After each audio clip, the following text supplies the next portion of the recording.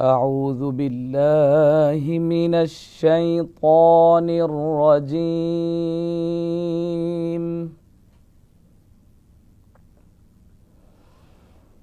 بسم الله الرحمن الرحيم.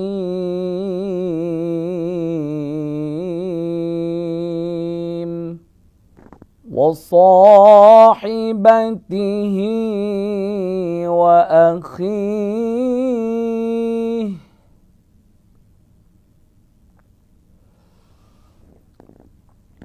وفصيلته التي تؤويه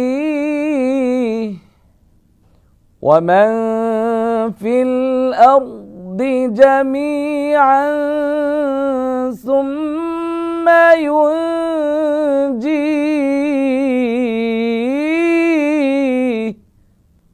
بسم الله الرحمن الرحيم.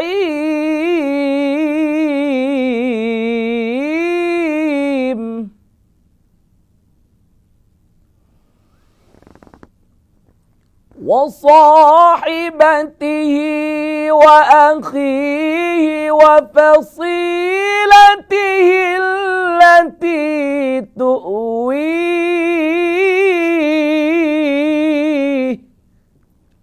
ومن في الأرض جميعا ثم ينجيه.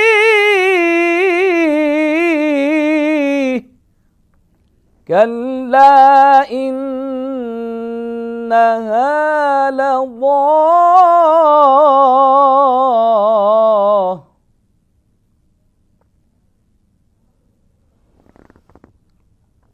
نزاعة للشوى تدعو من أدبر وتولى.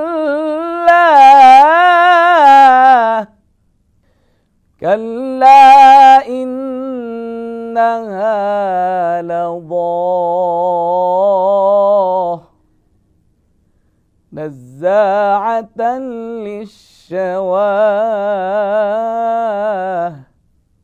تدعو من أدبر وتولى.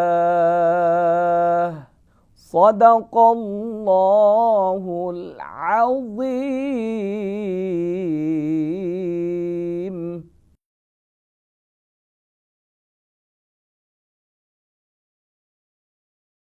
সূরা মাআরিজ আয়াত 12 থেকে 17। তাহার স্ত্রী ও ভ্রাতাকে, তাহার জ্ঞাতি গোষ্ঠীকে যাহারা তাহাকে আশ্রয় দিত, এবং পৃথিবীর সকলকে যাহাতে এই মুক্তিপণ তাহাকে মুক্তি দেয়। না, কখনই নয়। ইহা তো লেলিহান অগ্নি, যাহা গাত্র হইতে চামড়া খসাইয়া দিবে। জাহান্নাম সেই ব্যক্তিকে ডাকিবে যে সত্যের প্রতি পৃষ্ঠ প্রদর্শন করিয়াছিল ও মুখ ফিরাইয়া লইয়াছিল। আল্লাহ সুবহানাহু ওয়া তাআলা সূরা বা বিশেষ কিছু আয়াত বিভিন্ন প্রেক্ষাপটে নাজিল করেছেন। তার ব্যত্যয় ঘটেনি এই সূরা মাআরিজের 12 থেকে 17 নং আয়াতের ক্ষেত্রেও। লুবাবুন নুকুল ফি আসবাবিন নুজুল নামক একটি শানে নজুলের কিতাব রয়েছে, যা আল্লামা জালালউদ্দিন সুয়ুতী রহমতুল্লাহ আলাইহি লিখেছেন। তিনি রাসূলুল্লাহ সাল্লাল্লাহু আলাইহি ওয়াসাল্লাম একটি হাদিস নোট করেছেন যে কাফের মুশরিকরা রাসূলুল্লাহ সাল্লাল্লাহু আলাইহি ওয়াসাল্লামের কাছে আসতেন।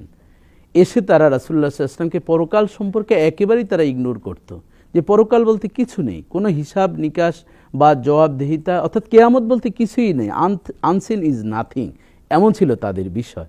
আল্লাহ সুবহানাহু ওয়া তাআলা সূরাতুল মাআরিজের এই আয়াত নাজিল করে জানালেন যে যারা পরকালকে অবিশ্বাস করত, যারা আল্লাহর কোরআনকে অবিশ্বাস করত এবং যারা কঠিন হাসরের ময়দানকে একেবারেই তারা এটাকে কিছুই মনে করতো না বা জাস্ট এটাকে একেবারে ধুলায় মিশিয়ে দিত, তাদের সম্পর্কে আল্লাহ তাআলা স্পষ্ট বলছেন যে এই ইয়াদুল মুজরিমু লাউ ইয়াফতাদি, যে সেদিন যারা পাপাচার গুনাহগার তাদের অবস্থাটা এমন হবে, তারা মুক্তি কামনা করব কিসের বিনিময়ে? আল্লাহ সুবহানাহু ওয়া তাআলা বলছেন যে সেদিন তাদের অবস্থাটা হবে ইয়াউমাইজিন বিবানি, তারা তাদের সন্তানকে বিনিময় দিবে, অর্থাৎ মুক্তিপণ দিয়ে, যে আমার সন্তানের বিনিময়ে আমাকে আল্লাহ তুমি জাহান্নামের আযাব থেকে আমাকে মুক্তি দাও। আমি তো বিশ্বাস করতাম না পরকালকে, আমি তো জাহান্নাম বলতে কিছুই ভাবতাম না, কিন্তু এখন তো আমি বড় অসহায় হয়ে পড়েছি। শুধু তাই নয়, অসহেবাতিহি, তার স্ত্রীকে বলবে আমার স্ত্রীকে দিয়ে আমাকে আপনি বাঁচান, এই আযাব থেকে, ভয়ঙ্কর আযাব থেকে বাঁচান। এরপর আখিহি, আল্লাহ তাআলা বলছেন, বলবে আমার ভাইকে নিয়ে যান, আমার ভাইয়ের বিনিময়ে আমাকে রক্ষা করুন। এভাবে বলতে বলতে অফাসিলাতিহি, এবং তাদের গোত্রের যারা রয়েছে, যারা বিভিন্নভাবে আশ্রয় প্রশ্রয় দিয়েছে, এভাবে একটির পর একটি অফার দিতে থাকবে আল্লাহ সুবহানাহু ওয়া তাআলাকে। তাহলে দেখুন দর্শক শ্রোতা, আমাদের এই যে দুনিয়ার জমিনে আমরা আসি, কুল মাতাউদ দুনিয়া কলিল, আল্লাহ তাআলা আমার প্রিয় পয়গম্বরকে বলেন, হে রাসূল আপনি বলুন এই দুনিয়ার ভোগ বিলাসিতা অল্প সময়ের জন্য।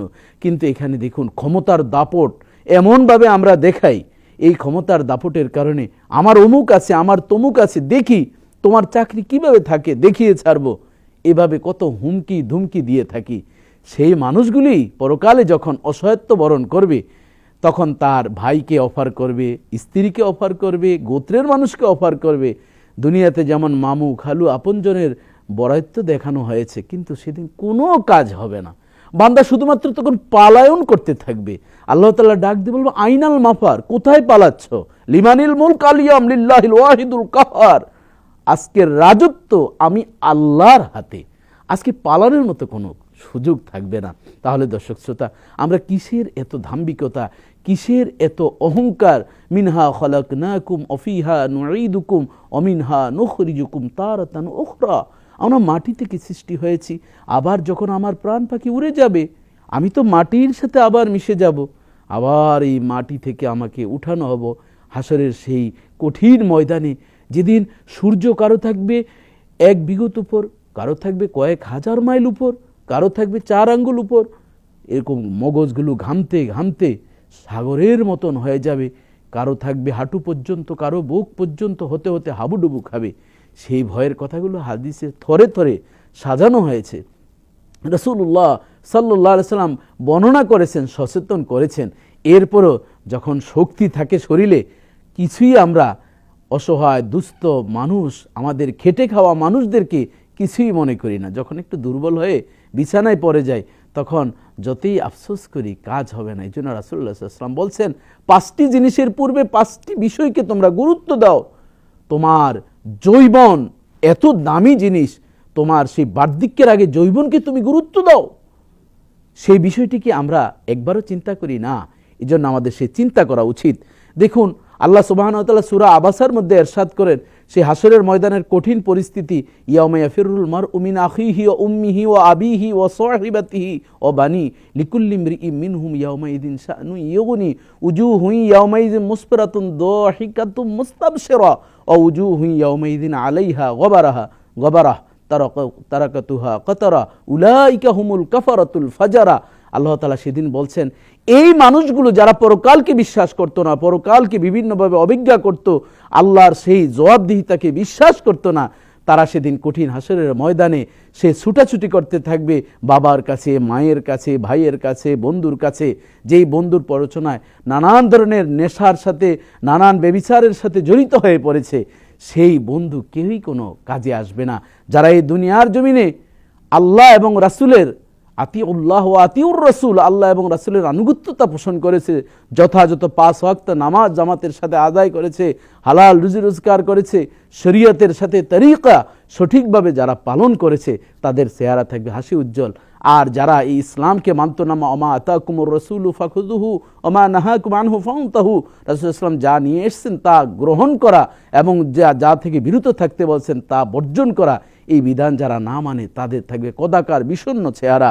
আল্লাহ সুবহানাহু ওয়া তাআলা আমাদেরকে এই বিষয়গুলো বুঝার তৌফিক দান করে। রাসূল সাল্লাল্লাহু আলাইহি ওয়াসাল্লাম আরেকটি হাদিসে বলেছেন, লাউ আন্না লি আহাদিহিম মিসলাল আরদি জাহাবান মা কুব্বিলা মিনহু, মুসলিম শরীফের হাদিসে এসেছে, ওই দিন যতই বলবে সারা পৃথিবীর সমপরিমাণও যদি এভাবে স্বর্ণ গহেনা মুদ্রা আল্লাহ তাআলাকে দেওয়ার অফার করে, সেদিন কোনো কাজে আসবে না।